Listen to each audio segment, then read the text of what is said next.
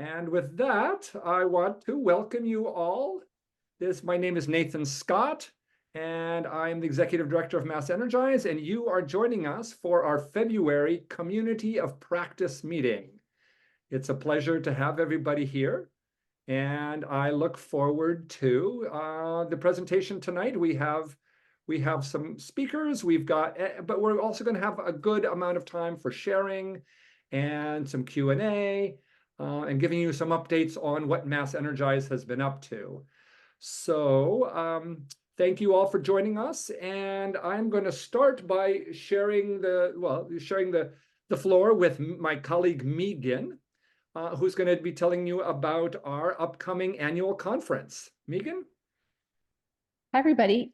So happy to have you here. And I just want to say this conference is coming along great. We're really looking forward to being with you in person on April 3rd. If you haven't signed up, I'm going to drop a few things in the chat. One is the link to the conference schedule, which if you haven't seen it lately, we filled it out nicely. It's got all the breakout sessions and who our panel speakers are going to be. I think you'll find it, I hope you find it helpful and exciting. And if you haven't registered, that you will.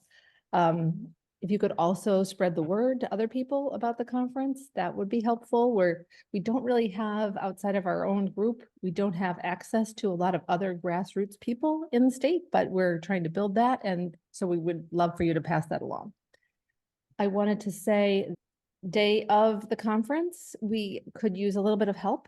I have a sign up genius, which is one of the things I'll put in the chat. And it is, I've got opportunities for volunteering that last from 10 minutes, like to make sure that a breakout room is working, to some that are, you'll promise to come back to the game station every break during the morning or the afternoon, or maybe you could be a greeter to make sure people are headed the right way. So, we're all volunteers and we tried to keep the price down. So I hope that maybe people will just pitch in for a little bit here and there.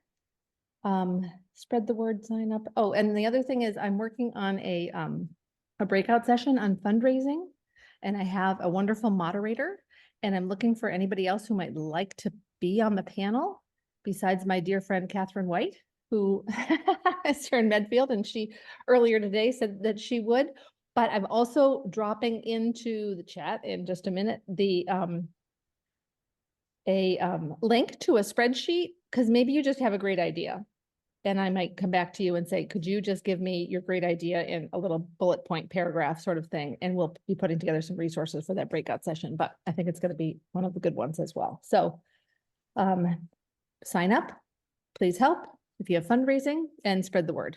Those are my messages. Anything else, Nathan? And if you haven't signed up if you haven't registered for the conference, we're still taking registrations. Oh, that's right. I will add two more things. We have over 100 people signed up, which is exciting, from over 35 towns in Massachusetts. And I, with through a friend of a friend, somebody's coming all the way from North Carolina. So very excited.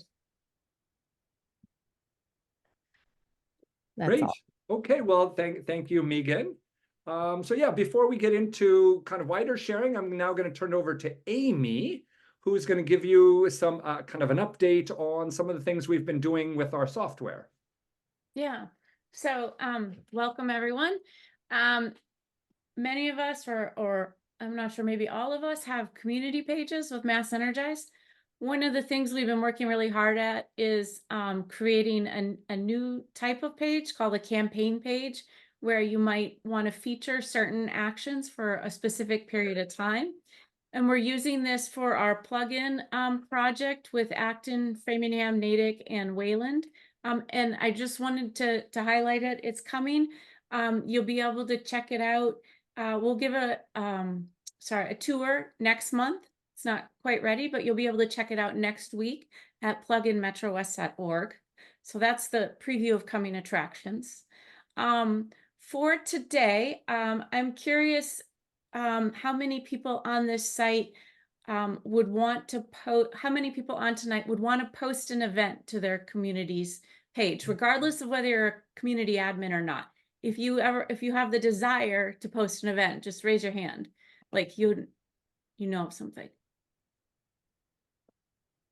About half, most. Okay, good. So that helps me out here, because this is going to be one of those like, did you know your software can do this? And I have a real life example. I'm in Framingham, and we have a repair cafe that happens about twice a year. The organizer reaches out to both Wayland and Framingham to post this. And so I got multiple emails, Ellen got multiple emails, and I said back to them, hey, can you just submit this event and with your own information? And they're like, okay. So I got an email like this. As the community admin, I could click here and simply approve it. And now that it is on our website, it's on our website. It is available for other communities to share. And it went into our email nudges that go out to our users. So Framingham is one of the, I believe, currently 5 communities that is sending out event nudges to our users. Let me explain this slide. We've talked in the past about these messages we call nudges. Those started with sending out to community admins, hey, here's what's going on in all of our communities. If you want to post it on your website, just also, click here and you can post it on your website as well, so your community members know about it. So in the green, the light green up here on the peaks, those are the numbers sent, and the blue are open. So you can see that a lot of these are being opened. Starting in January, these 5 communities started sending out more user events. So the events that are on their web pages, like that repair cafe I just showed you, if they're in the next 30 days, they go out once they're posted. And so users can see it. And I've asked my community members, oh, have you seen these? And they say, yes, we're getting the email. And you can see that also most of these are opened. So when we look across the communities, we have very high open rates for those emails. People want to see these, they're opening them. And so of the last 500 messages sent, we had greater than 80% open rates and only 1 confirmed spam.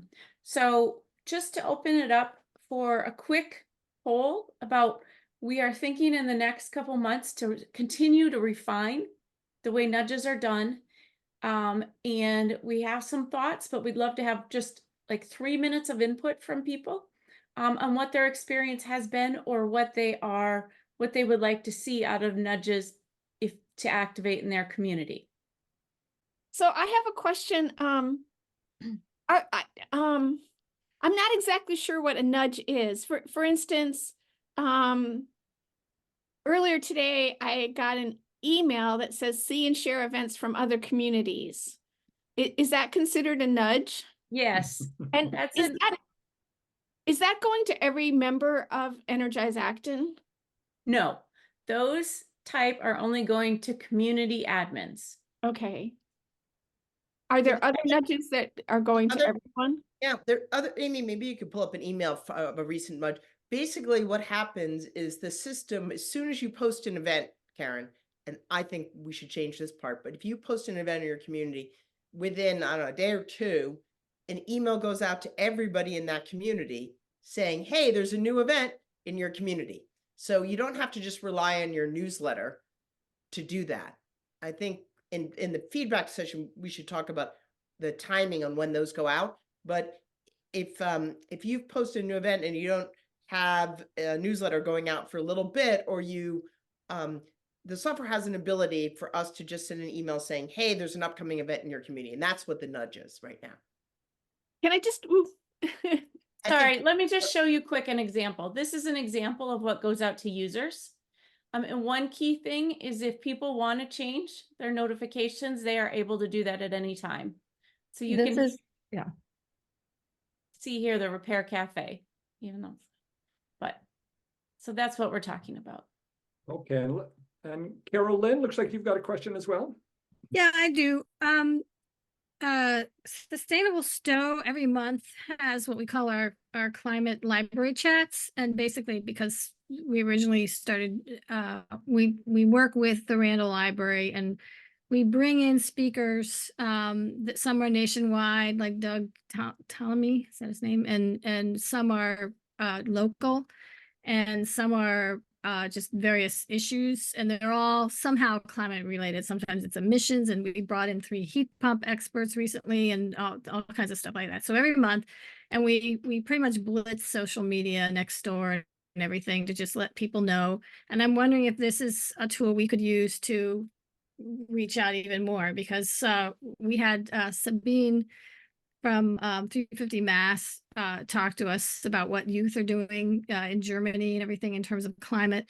And we just had because she was involved, we sent out to Framingham and Maynard and Bolton and local areas. And we just had a whole bunch of people just, it was like topped our numbers coming to hear this.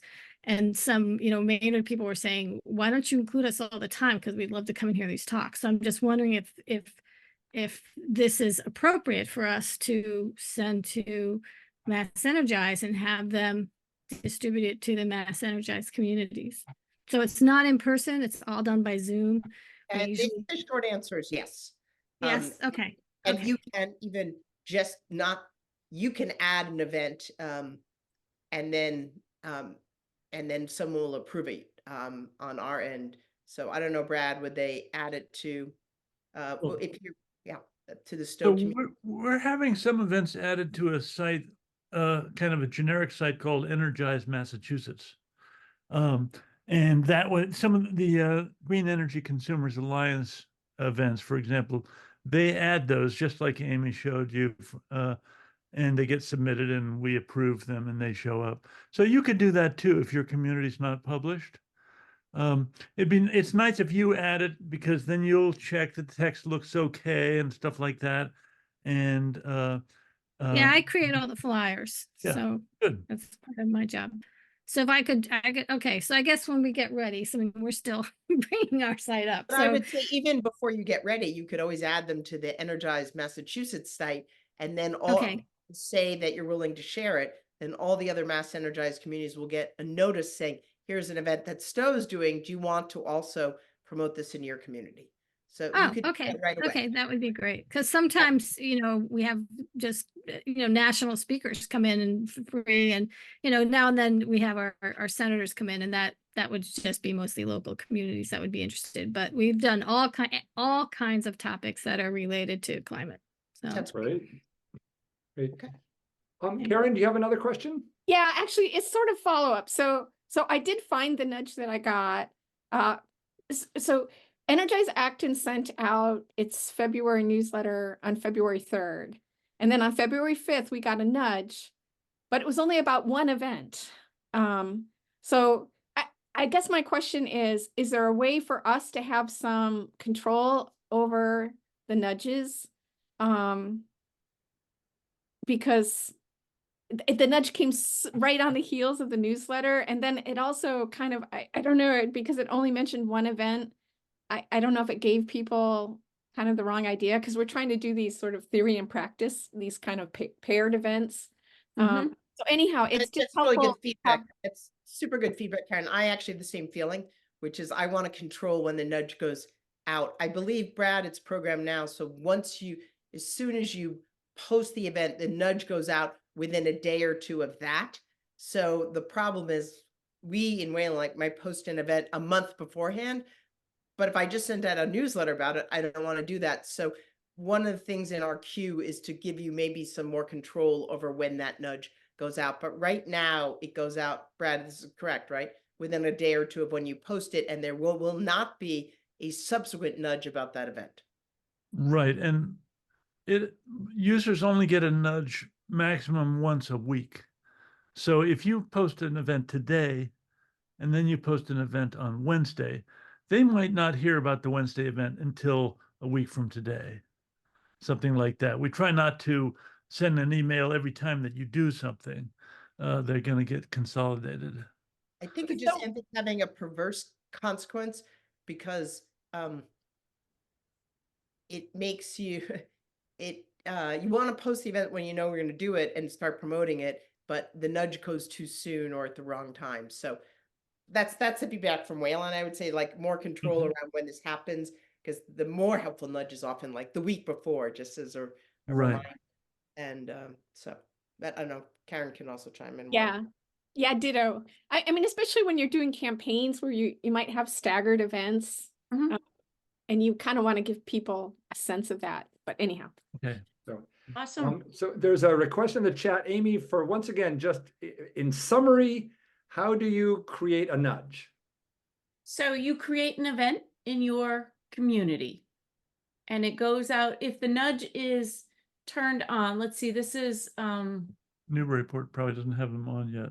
right. They don't, if Mhm. you would like them on, you can work with Brad on that. Yeah. And this was really good feedback to get a few more opinions on it. And just encourage people to think about turning them on as we keep refining them. Yeah. That's it. Back to you, Nathan. Okay, thank you. Well, okay, any other further comments or questions? We're going to go into kind of the next part of our of an evening, a short presentation. But before we do, any further questions or comments just about the software, about nudges, or any issues you're having with the platform? Okay, great. Well, if not, oh yes, Carol Lynn. So we're just after sort of a hiatus, we're back trying to create our site, and we we want to have it done within the next month or so. And we keep having a problem with those 3 images on the first page, because we put our photos in and they're invariably cropped in some weird way. And we take them out and we put them in again and they're cropped again, and we can't figure out what's going on. Brad, can you quickly respond to Yes, that? no, I reported that when you showed it to me, and our software team has been kind of all taken up by the campaigns page work. They haven't gotten to fix that, but I'm glad you reminded me, and it's going to be top of the list for them to fix, because that's a pretty serious one. Yeah, and we don't want to launch without having Yeah. the photos. Right. Okay, good. Okay. Okay, yeah, Okay, great. thank you. Good to know. Thank you. Thank you. Okay, well, thank you, everybody. So the next part I'm going to introduce, we all are doing kind of climate communication in different way. And so more and more, I've been thinking about, and we've been thinking about, how do we communicate the kind of climate message? And I'm certainly seeing it in the media a lot more. There's a lot more work being done on climate communication. But I want to tell you about and then introduce you to a program that you may or may not have heard about, but it's called The Week.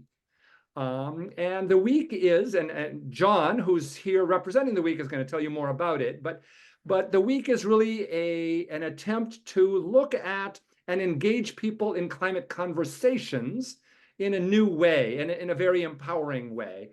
And a couple of us on this call have taken part in the week. And so happy to kind of share a little bit more about that. But John, I'd like to introduce you to the group of our community leaders and community organizers. And so, yeah, please take it away. Thanks so much, Nathan. It's great to be with you all. So yeah, I'm John. I'm a community organizer and a climate activist from North Carolina, and a member of the activation team with The Week. I'm currently talking to you all from Brussels in Belgium, where I call home these days. So it's roughly 1:40 in the morning. So I can promise everyone I'm not normally up this late, but I've found the organizing that y'all are doing to be really inspiring and really important. So I'm making the making the exception, and for not only future generations, but for my generation. So I wanted to really take the time to meet y'all and hopefully support the work you are doing by telling you about the week. And just to start, I did want to see and ask for a virtual show of hands. Who here has someone in their life, maybe it's a friend or a neighbor, who just doesn't really understand how fast our climate is changing and how the environment is breaking down? You can raise your hand. It can be hit the button. Okay, that's I think all of us do have someone like that in one way or another. But here's another question. Raise your hand again if you have someone in your life who does understand the situation, who understands at a core level the science, but still has yet to take action or make these major changes in their lives, or make changes in their lives.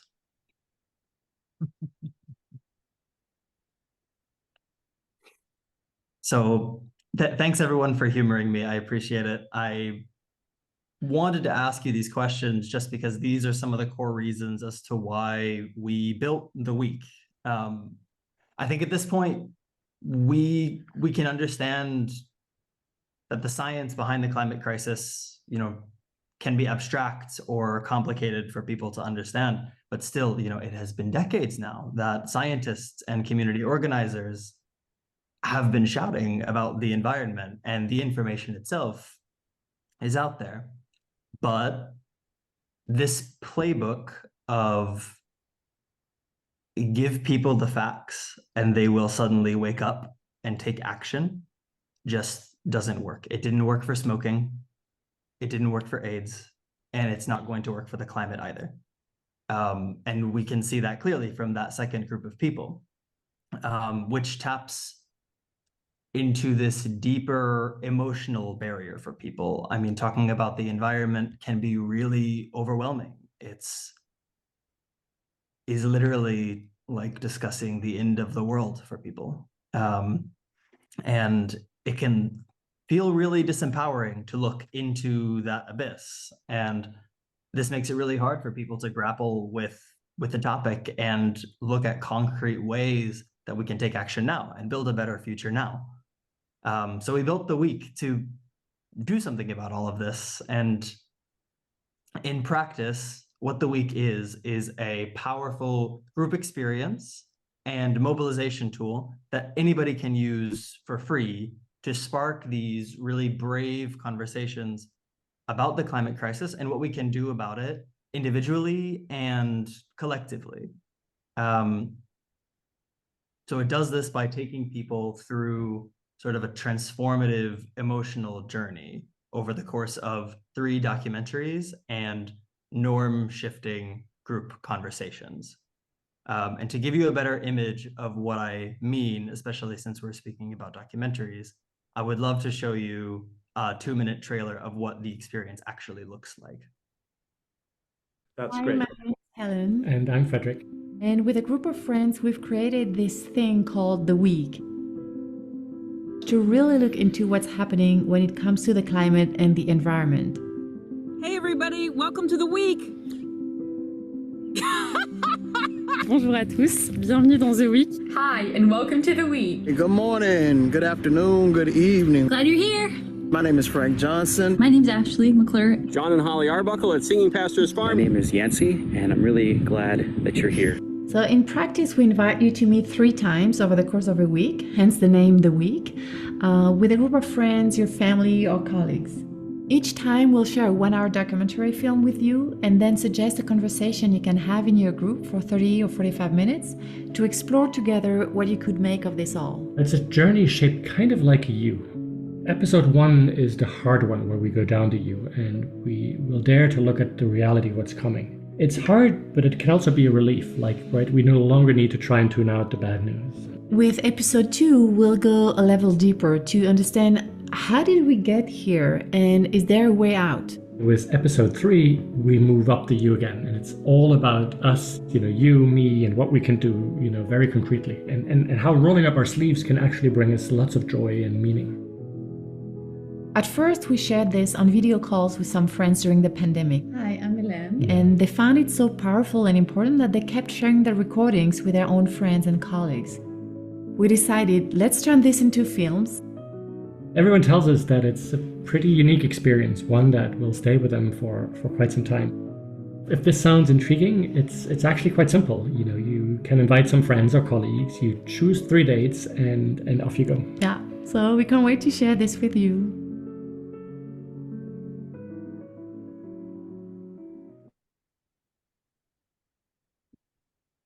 So this is the week. And to give you a bit of perspective on all this, we actually launched the project this last January, and at this moment, about 35,000 people have gone through the week. And it's been leaving a real impact. It's in both how people see themselves in relation to the climate, but also in real concrete actions.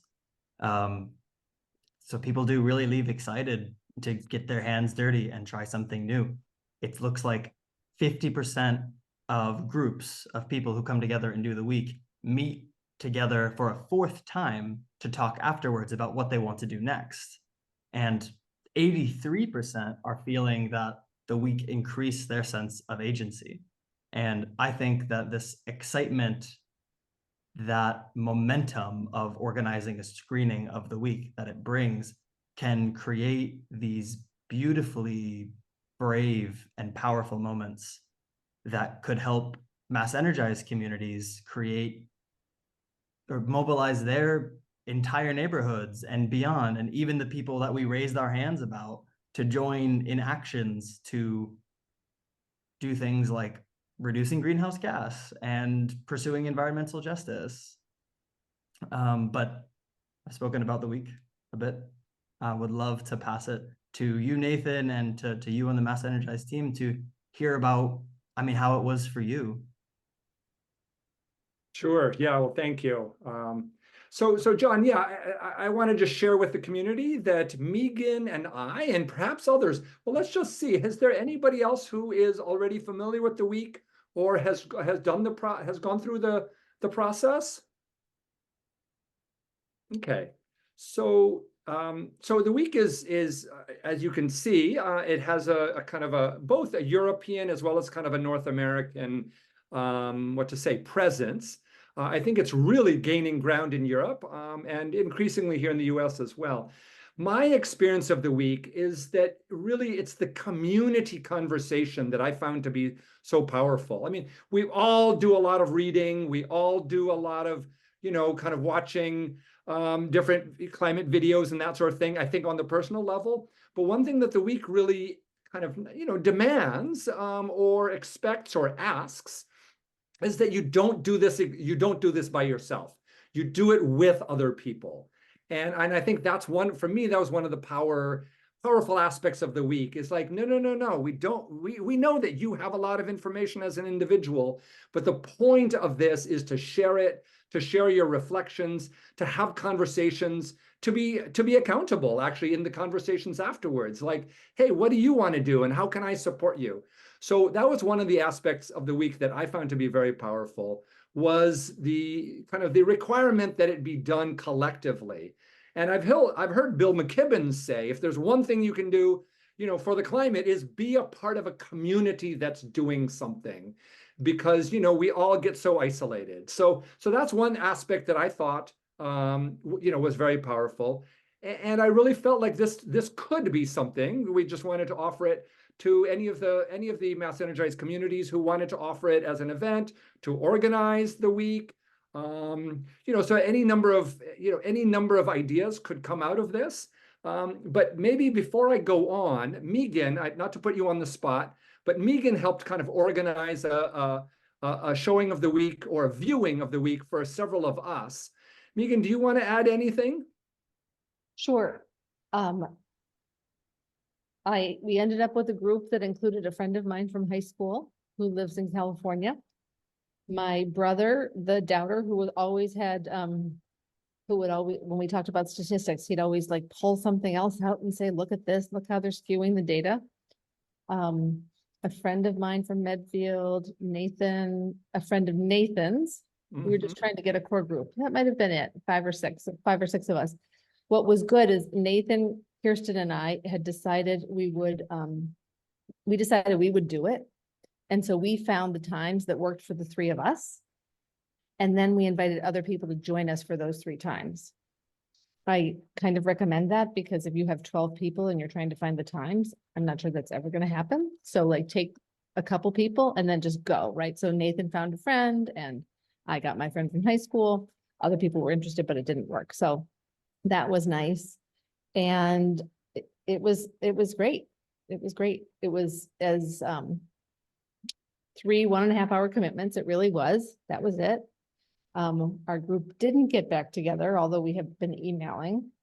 And I would say my brother, the doubter, one of the nice things about it was every time there's a fact referenced, they put a little, there's a little dot that comes up and says you can go to our website and trace this fact.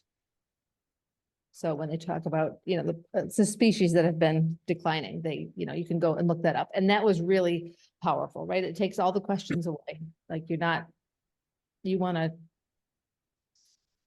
take this data and go, you know what I'm saying, right? Anyway, so it was really good. Yeah, I think. Yeah, and so we're trying to thank get you. another one going in Medfield. So yeah. Yeah, so John, it looks like we're starting to get a few questions in the chat, but this would be a good time for a few questions before John has to go to bed in Brussels. So one of the questions, John, you see is how do you convince people to find 3 hours in a single week? Yeah, it is the core question, Amy. So thanks for asking it. I would say there's a couple ways. The first is that there's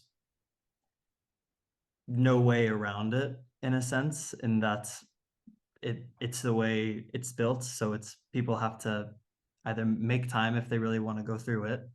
But there are some ways in the scheduling to make it work a bit better. For example, we recommend to try to do it within the week because the experience is stronger and you are more likely to remember what people say in the conversations, feels more time bound. But also, you could structure it in a way where, for example, you do a screening on Saturday and Sunday, and then you do the next one on the next Saturday.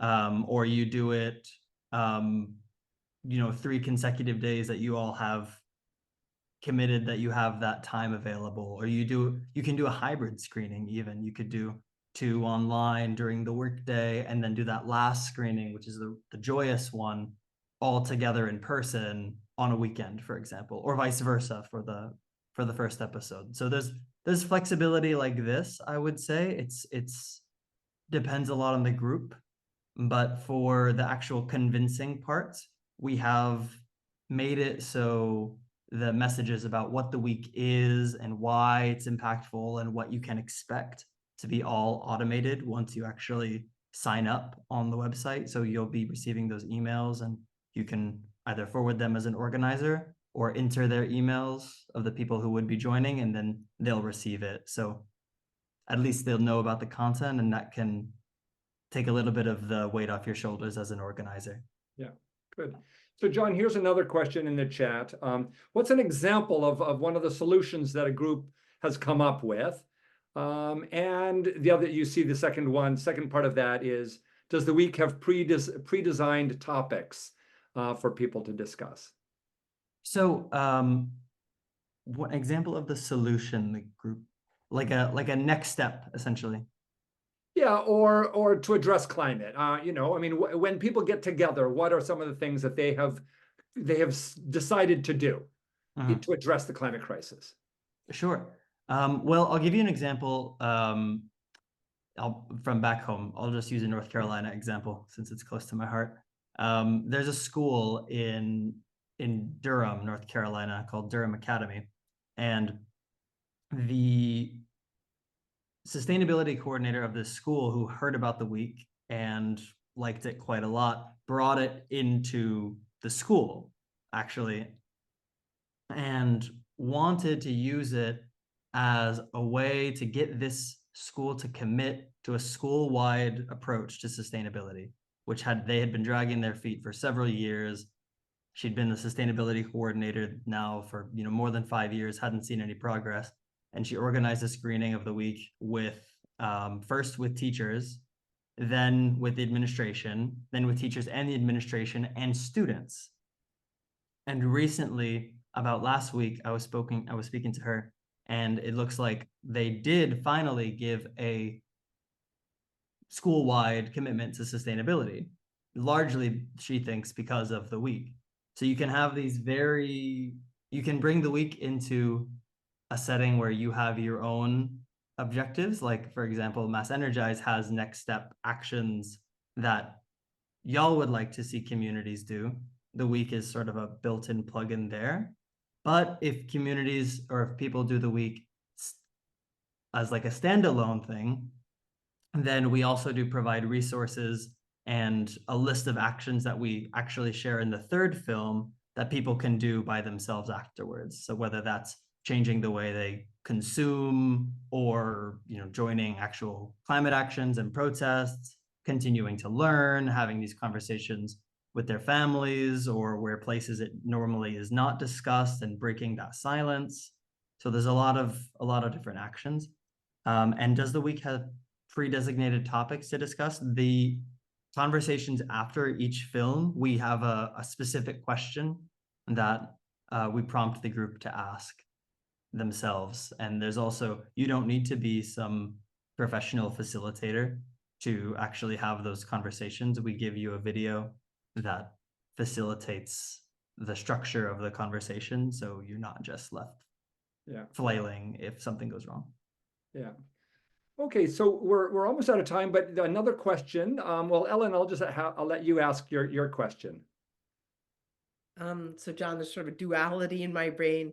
I think, wow, that's a big commitment. Sort of Amy's point, it would seem like you would most likely get people who already believe it makes sense to allocate at least 4 hours in a week to do this. So they feel like they're already convinced. Megan's brother may be an exception.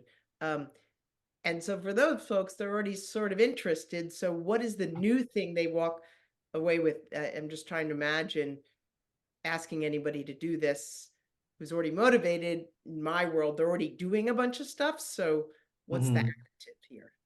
Yeah. So I really appreciate this question, by the way. I think for our target audience, in the sense of the week really does speak to the people who know a bit about the climate crisis, consider it to be a serious issue, but haven't gotten engaged yet, haven't taken that first step. That is the people it speaks to the most. And because it is oftentimes the invitation of the week is coming from someone you do know, whether it's a colleague, a friend, a family member, it is that sort of, it's not coming from, for example, me, a person you've just met and may not know, but it's coming from someone you trust. And maybe you don't know so much about the climate, you don't take it as seriously, but you trust that person. So you can take the invitation a bit more seriously and debate, yeah, maybe I can allocate that time. But even for the people who, who are more involved already, who are already doing a bunch for the environment, I've found it useful as I've organized screenings of the week with North Carolina Climate Action Network and Extinction Rebellion over here in Belgium. And even for people who are more active, they found it useful because as activists, as advocates, as community organizers, they found so much of their time went towards hitting the streets, advocating for policy, this technical strategic work, and they had no space to talk about how the climate was actually affecting their emotions, how was it affecting them on a personal level. But that's just from my own experience. I think it speaks much more to the first group. Mm-hmm. Great. Okay. Well, thank you. Any last questions for John before we let him go? Okay. Well, I have put the link in the chat to the week. It is theweek.ooo. And so feel free. And what's great about it is that these are all free if you want to use it in any circumstance. I understand, except if you're going to be doing it in a professional context. Is that right, John? In the workplace, if you're organizing a formal screening, then it costs money, but otherwise it's free to communities. Is that correct? You've got it, unless you're a teacher. And For in if which you're- case it's free for you and your students. Exactly. Okay, great. Teachers have enough to pay for. And just if I can add just Yeah, one last thing. any last comments, John, before we let you go? I just want to say thank you all again for the time in this space. It does seem like right now the week is really helpful in getting those conversations in community started. So could make the work you're doing with MassEnergize, land easier, or to get further. Y'all know best what to do with it. But I would definitely encourage giving the week a try and just organizing a small test group to see what you think. But in the meantime, if anyone has any more questions, I'm hosting a Q&A session on Thursday. If anyone is interested to ask any more questions or talk more about it, I'm gonna post the link in the chat, or feel free to send me an email, and I'll also put my email in the chat. Great. It's been lovely to chat with y'all. Yeah, Thanks. thank you, John. Thanks for staying up late on our behalf. It's nothing. So, okay, well, thank you. All right, so we're now going to move into kind of the section of our meeting that just is a round robin. People sharing what's going on in your communities, things that you're working on, issues that you're having, questions that you have of each other. How is this working for you? So would love to just have some people raise your hand if you'd like to share what's going on, and or a question for one of the MassEnergize folks or any of the other communities. So this is kind of a nice time just to share and reflect and respond to each other. I was just wondering if anybody had ever heard of this inundation district film. And a group here called Storm Surge did a screening of it. We have a very small theater in Newburyport, and they had it there. And I just wanted to recommend it. It's just excellent.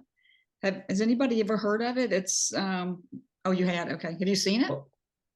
I've only seen the trailer, but I was like, wow, I really want to see that. Wendy, can you just give a quick synopsis of what it's about? Well, it's really about Boston and how it's one of the worst cities in the U.S. for storm surge and sea level rise. And then so it's a play on words on the it's the Seaport District. And so they're really started talking about how all those buildings should never have been built there. It's just it's at sea level, and it's just was, too many buildings, too many people, too much transportation to accommodate it, and it's going to be underwater. So it's a play. So that district down there along the seaport is called the Innovation District. That's true. Yes, innovation. So this is now they're rebranding it. They're not rebranding it. Some people are rebranding it. Yeah. Not the Innovation District. It's the Inundation District. Yes. So it's directed by David Abel. I think he's a writer for the Globe, and Ted Blanco, and it's just very well done. And so I don't know, and they really are trying to find ways to get it around, get it out, communicate it. So I don't know how many people, I don't know what the requirements are for like the screen. Well, thank you, Wendy. And Megan said that she learned about it from a nudge from the Energize Newburyport. So it'd be great if Wendy, if you could put just a link to it in the chat. Okay. And or those of you who are community admins, I wonder if is it still a live link, and could it be shared if if people want to learn more about it, I guess. Well, I archived the event on my site, so can you get to it that way? And you can see the description and. Yes, you can look at past events. So. But anybody, yes, I think anybody who'd be interested in it, I'm sure you can look it up. So Karen, yes. I just wondered, when you guys showed it in Newburyport, was there a charge for it? There's this little community movie theater that's been there a long time. So they did charge $10, I think. But it's a, it's a little theater, but it had a pretty good sized screen, and it was packed. I mean, so many people signed up for it that it was on a Saturday afternoon that they had another showing on Sunday and another one on Monday. And so then the co-director, David Abel, came and talked afterwards, and people had conversations and ideas. So great. Well, thank you. Thanks for that, Wendy. And great to have recommendations of things that have been going well in your community. So that sounds like a great event. And I just did a quick look. Those of you who get our who get our newsletter, we actually posted it, Wendy, in our February newsletter. So it is in the February newsletter if anybody wants to look on the MassEnergize site. And there's a link, not so much to the film, but to your event of it. So, okay, yes, Carol Lynn. So I just want to let people know that we've been doing these climate talks for 2.5 years, and anybody can see them if you got to YouTube Stowe TV, and then look at Sustainable Stowe. I think they're called Sustainable Stowe Climate Talks or Climate Chat, or it might even be Randall Library Climate Talks, Climate Chat. I'd have to look it up and send it to you guys, but anybody can access that. So there's 2.5 years of all different kinds of climate things. And I just wanted to kind of run through a list of things that we've done recently or are about to do that, might be ideas that you guys might want to do. Last spring, we did a big rain barrel campaign that was pretty successful, and it's working with a group that brings the rain barrels to like a site, and then we had people come and pick them up. And so that was really, really good. We're developing a pollinator pathway in Stowe. And I learned about this through someone I know in Connecticut. And Connecticut now has a pollinator pathway that's pretty much traipsing through the entire state. And the idea is that the gardens, you plant native plants for pollinators, and they're close enough to each other from like different households and stuff, so that the pollinators can actually move around to different sites successfully. And I understand that Cambridge is building one too. And so, we want to start in Stowe, but it would be just great if we could get a pollinator pathway running through all of Massachusetts. That would be really cool. And then we're doing some things with our schools. We started talking to our superintendent of schools about doing a cooler climate fair in Stowe, and he said it has to be all 3 towns. So now we're starting to talk to him about this. Will happen in the spring of 2025. So we're going to start the planning of a 3 town-wide cooler climate fair. Don't ask me how we're going to make this happen, but it's going to happen. And then we're also working with our middle school. We've met with the principal of the middle school to see how Sustainable Stowe can get kids in middle schoolers involved in climate. And they have a group that tends to like a little garden every spring. And so they said, wow, come in and educate our kids about native plants, and we'll plant a native plant garden there and be part of your pollinator pathway. So we're doing that. And then he said he's going to look into other clubs in the middle school, because they've got some groups of kids who do stuff that are science-based, or he said there might be a little climate group, and he wants us to come in and help the kids work out some projects, and we can work with them to get some climate-oriented projects going in the middle school. And they were across the board, our educators are just gung-ho about all of this. So we're really pleased, because it's great to, get them really involved and energized about doing this. And then the other thing we're doing coming up is Maynard is having a repair cafe, and they asked us to be involved. And so we've got some Sustainable Stowe members who are helping Maynard with the repair cafe. So that's kind of what we're doing, and maybe some of you can, if you guys like the ideas, we'd be willing to share with you, how we've gone about making some of this stuff happen. So Carol Lynn, there's a question in the chat from Ellen, Ellen Sachs-Laker, asking you, how much help do you have? How many folks do you have setting all these speakers up? Ha! So we have a group that kind of meets. We meet by Zoom once a month, but there's really about 3 or 4 core people who do everything. So so there's 3 of us who do the and we just got a 4th person who has been volunteering a lot recently, but mainly it's 3 of us who found the speakers. We've got our next 4 months lined up. We find the speakers, we send out, we write an article for our newspaper, the Stowe and Bolton Independent, and that goes in every, about a week before the actual climate talk. And so we have an article about it in the newspaper with an image, some kind of image. And we then post everything on all of our local Facebook sites. And lately, because some of our neighboring towns have asked that they'd like to get our emails as well. So now we're posting on sending emails out to them. And and then the pollinator pathway, again, was just a few of us doing it. Some other people stepped up to do the rain barrels, about, I think it was 3 or 4 other people, which was interesting because they don't normally volunteer to do stuff for Sustainable Stowe, but they really like that.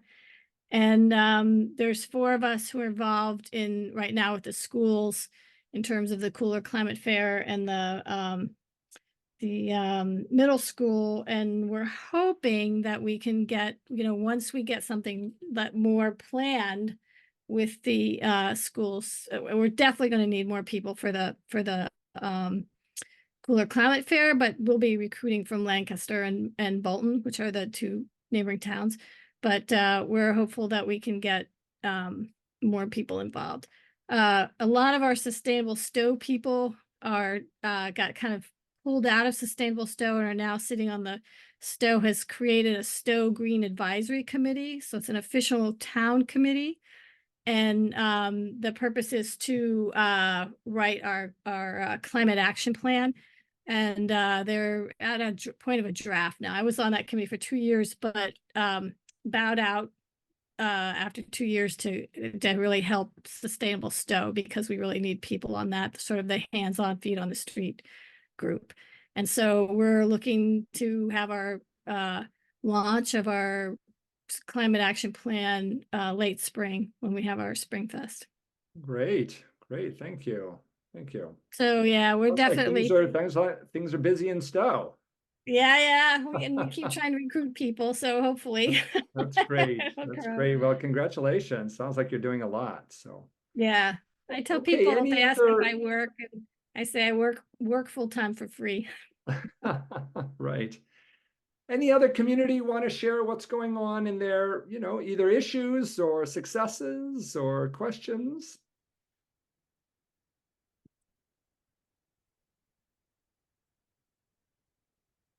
Ricky or Mary, do you want to share anything going on in Lexington? LexCan has had a number of events lately, and January, we had Larry Cretion come from Green Energy Consumer Alliance, and he did a fabulous presentation about greening the grid, and we recorded it, and then he made available to us his slide deck so we could share those through our newsletter, which was great for those who weren't able to go. We have a great campaign happening. Our sustainability director and a clean heat outreach specialist that LexCan has gotten through a grant have been really working hard on this Lex Electrify, and they created this very effective make a plan checklist that focuses on different ways that individuals and families can take concrete steps towards electrifying. So again, we recorded that and made that available on our newsletter and website, so people can always watch it if they're not able to come on that evening. We plan to show the movie Breaking Boundaries that's been on Netflix. Maybe some people have heard about it. There have been 9 boundaries that have been identified, like CO2 concentration, biosphere integrity, and 6 of these boundaries have been crossed. And it's a very well done. It's overwhelming, but it's very well done. At the last 15 minutes does talk about solutions, but and then the last thing that we're hoping to do next month, there are a number of climate friendly, environmentally friendly articles on our town warrant. And so we have a representative town meeting and we want to inform people about these articles. So we're inviting the citizens and the groups that have drafted these articles, presented them, to come and speak to, so that people can then call their town meeting member and say, please vote for this. Yeah. Good. Well, thank you. So it looks like Brad has a question or comment. Brad? I was going to share something that Concord was doing. Oh, okay. Okay. And or Ellen, does anybody have a question or comment for Mary in Lexington? Okay. Well, thank you, Mary. Sounds like you've got some great programs going, and that Breaking Boundaries that video is very powerful. I have seen it. That's so done with David Attenborough. Okay, thank you. Concord, yes, Brad. Hi. Our Climate Action Committee got reconstituted last year, and we're working on a couple of things this year. And one of them is we're planning some green home tours in the month of March, where we are highlighting a number of homeowners who have electrified. And it's just a chance to get community together, meet your neighbors, see induction cooking, see solar and heat pumps, and feel, hear from the homeowner, and also connect to people, to the energy coaches that we have in town. I'm looking forward to doing that. I don't know if other communities have done such a thing and might have any extra advice that we should be taking into account. I'm going to let Karen answer that, because they do these clean energy home tours. I know you have several planned, Karen. So advice for Brad, you've done these a bunch. Well, we only did it last year. I think we were following the example of other communities from MassEnergize, but last year we did it all one day, and we had 119 people sign up, and we had about 65 people actually come in person. And this spring we're trying it a different way as part of the plug-in campaign, where we're doing a clean energy home of the month. And then we're trying to kind of pair it with a talk. So like one home will emphasize heat pumps, and that's starting out this month. And then there's a talk by Bob Zog from Heat Smart Alliance that'll a different night, but it'll go along with it. So we're going to have a geothermal house, a solar house with solar batteries, etc. So we're just trying to do 6 months of one house at a time, and it's just an experiment to see how it goes. But it would be great to compare notes, Brad. Okay. And thank you to the other communities who've done this kind of stuff and inspired us. Yeah. Great. Okay. Well, Ellen, Wayland. Yeah, Wayland. I have to say that this is one of I am actually going to the select board meeting tonight, because at 9:50 I'm on their agenda for the second week in a row. So Wayland, I don't know if this is just stupid or really smart. It's definitely nothing there is no moderation in how I end up viewing this. So we have 3 town meeting warrant articles, specialized code, and 2 to allow us to engage in 25-year contracts for 2 new big solar arrays, municipal solar arrays. So those are town meeting articles. We are not representative. We are anybody just shows up in the gym. So for us, that's at a get out the vote campaign. So we'll be focusing a lot on that. And I know a bunch of other communities have done the specialized code. So we're knee deep in briefing the Permanent Municipal Building Board, the Select Board, the Planning Board, the Economic Development Committee, just because we like to line up for town meeting to have all those committees say, yeah, we support this, we want to move forward. And we're doing this collaborative with Natick, which is going to have it on their town meeting a month earlier. So we're bunching a bunch of forums for builders and community members. So we got those 3 things going. After 13 months, the DPU approved our CCA plan. So tonight I go back to the select board to give them authorization because we're going to lock in prices on February 28th, which means I send postcards out in 2 weeks. So, and we have to have a lot of meetings on that and outreach on that. And we're also doing outreach on town meeting. And then as Karen knows, we're actively engaged in the plug-in campaign with Acton, Framingham, Natick, and Wayland. So we're promoting heat pump solar and community solar. And I think on community solar, that's the one that nobody understands it. So I think we're all going to be running a bunch of events to make sure people who still pay an electric bill can benefit from a minimum of a 12% reduction on their bill. And if they are income eligible, can qualify for a 25% reduction on their bill. So, so we're just going to be running at least 1 or 2 events a month. And Karen, I'm really hopeful in the plug-in campaign that we can, promote yours and you can promote ours on heat pumps and ours on battery storage, just to make our lives a little bit easier. And we'll all be really singing from the choir. So we can make those events available to all of you. But I think there'll be at least 2 events per month on heat pump solar or community solar between February, March, April, May, June, Karen, amongst the 4 communities. So, and I'm feeling a little worn out. We're doing a ton of posting on social media also for these events. And we're trying to learn a little bit more about which of our social media channels work the best, as well as community newsletters. So, so I don't know, either we're really stupid or we're really smart doing them all together. I don't know. Well, looks like Ellen Sachs-Leiker has had a comment. Ellen, do you want to share your comment that you put into the chat? Sure. Sorry, I'm not showing my face. My internet's not the greatest in Harvard. And that's before the snowstorm, Ellen. Oh, don't even say it. I know. I'm not thinking about it. Maybe it'll be east this time and Harvard won't get hit. So last week we had a solar event. So solar and battery, the same as you're saying, Ellen. And then we also used EnergySage. They actually provided somebody who could talk about community solar. So if you want the name or something who I dealt with, I can send that to you. He was fine. He did a fine job. The battery stuff took a lot of time of going through how that works and how we probably need to wait for batteries to get a little better.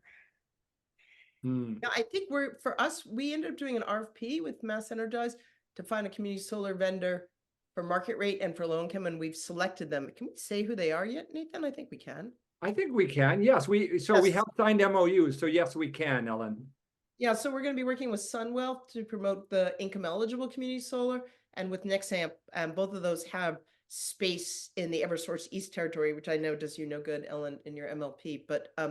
And they've committed to coming to events and doing training, which Karen knows about is happening tomorrow, and helping us spend some money on the promotion side as well. So we'll let you guys know how that goes. And they do have space in Eversource East. We're going to focus on these 4 communities, but if you guys, we'll see how it goes. But if you guys want to work with them, I think we can certainly make those introductions. Yeah. We don't have an MLP, but we have National Grid, which I think is worse than Eversource. So. Oh no, but I think if you're National Grid, we could ask them if they have space in projects in grid territory. Yeah, the EnergySage did have them in the Worcester, Milford. I mean, that way. So that actually worked for some people. Yeah, I mean, I think EnergySage is great. It just it'll identify it, and then you sign up through that. What we did, right?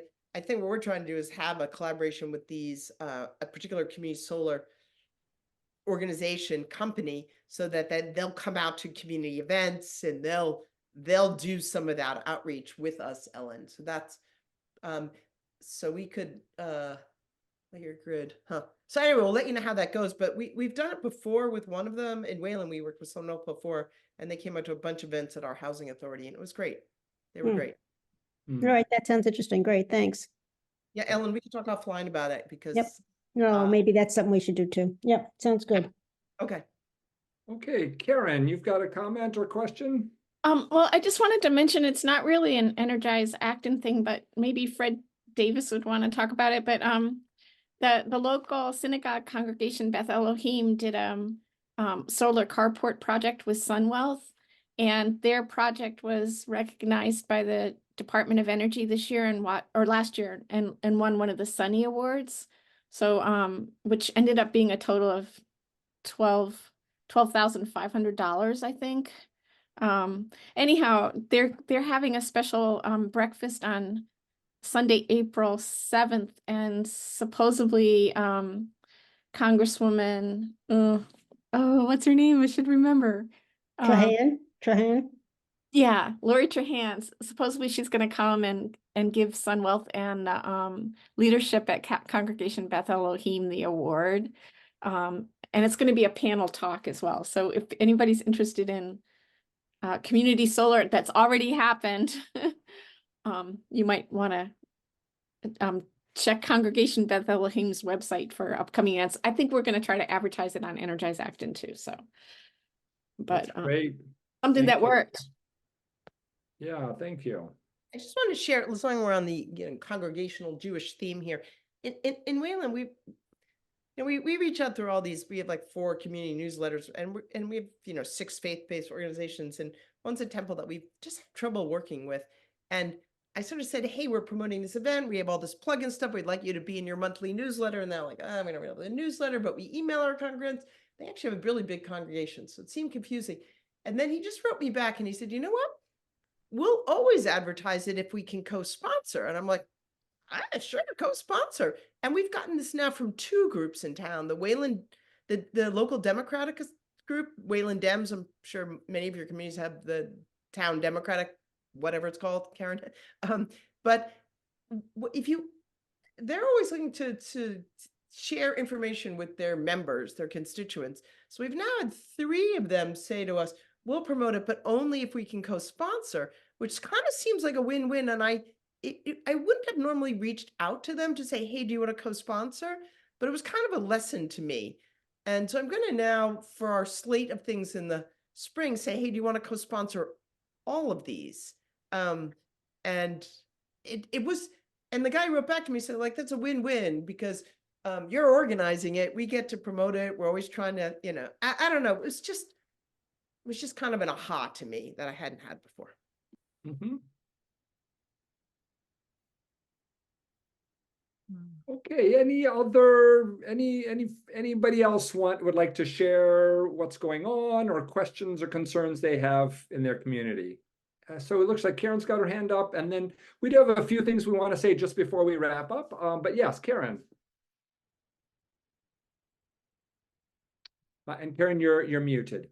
I'm sorry to talk so much, but I just have a quick question. Has anybody here done any event about, discussing climate through comic strips or gaming?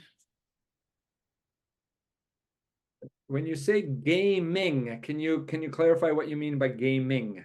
Like high school video games, young people, just curious if. Well, one thing that I can share, I don't think this is not kind of video games.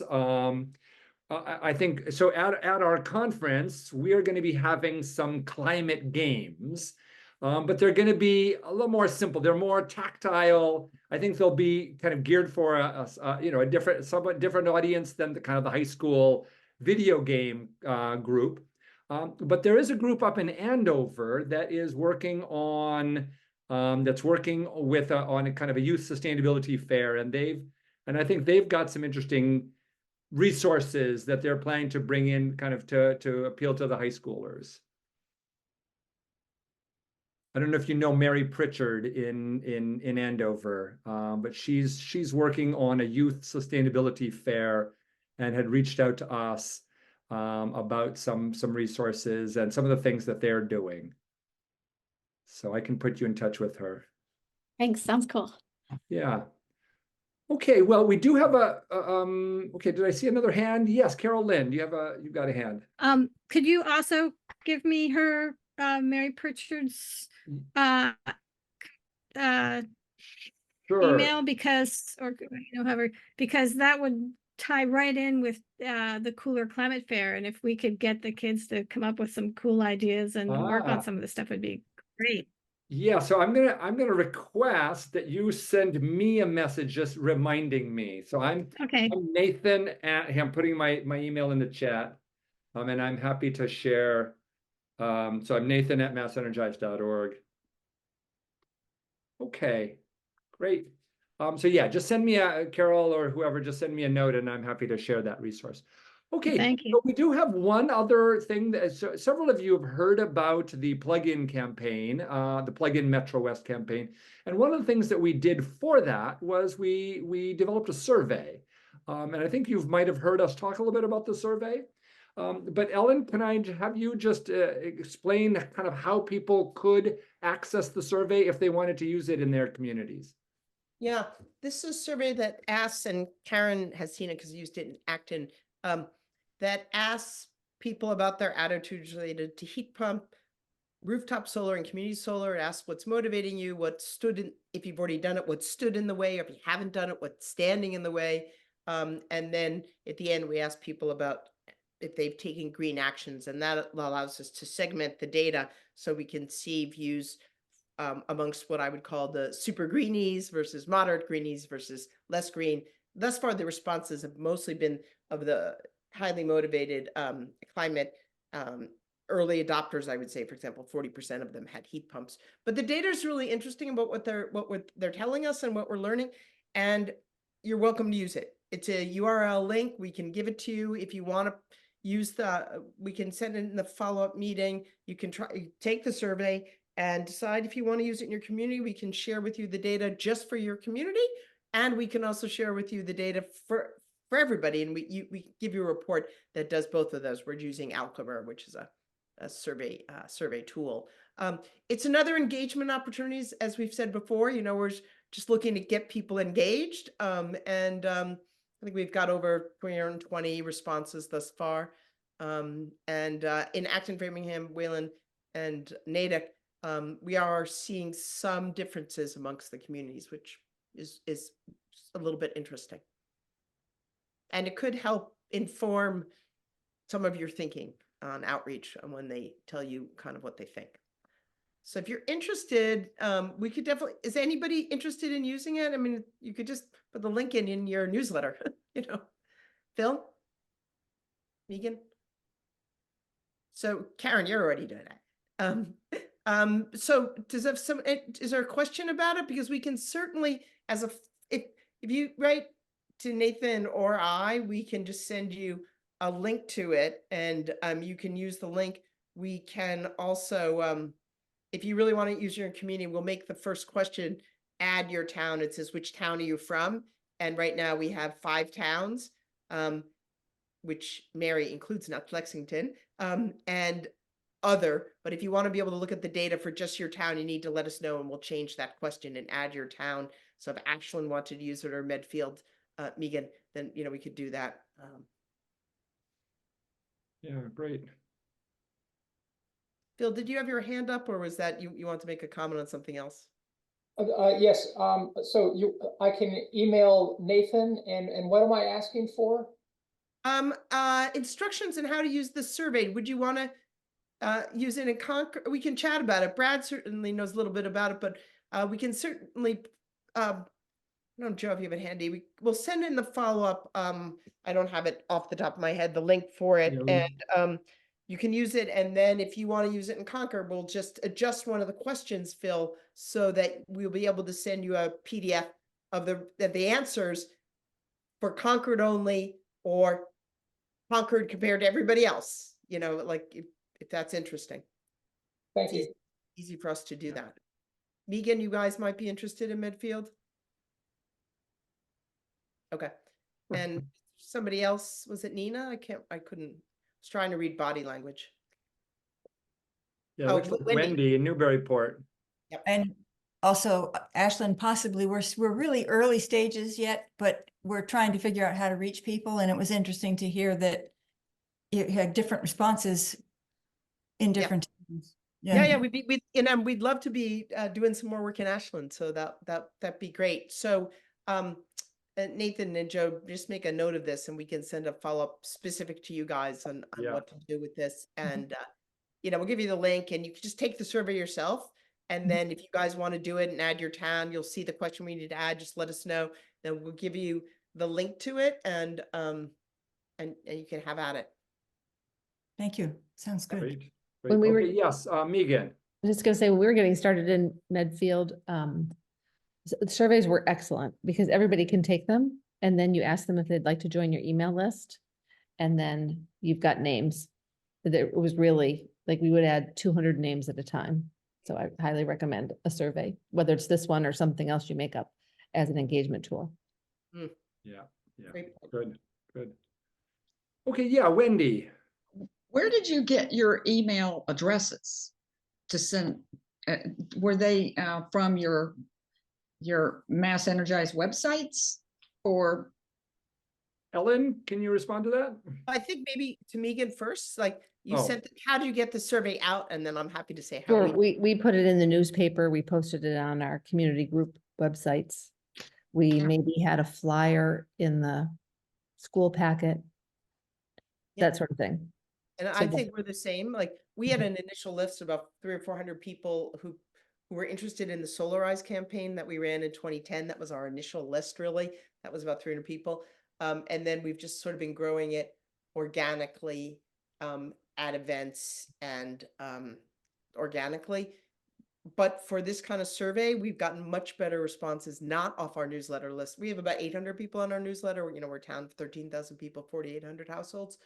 But there are three big newsletters in town: electronic, an all schools one, kind of a civic one, and then kind of an anti-tax group. I would say those three are the big ones, and we can always get them to post it. And then we've really been, Wendy, leaning into social media. There are 3 big Facebook groups in town and next door, and when we've been using them, we've been using bit.ly links even before the plugin came, Karen. So you can create a separate link, so then you can see and run a report and see which of these outreach channels were the ones that drove most of the traffic to the place. And that has really taught us that the social media stuff was way more important than we thought. So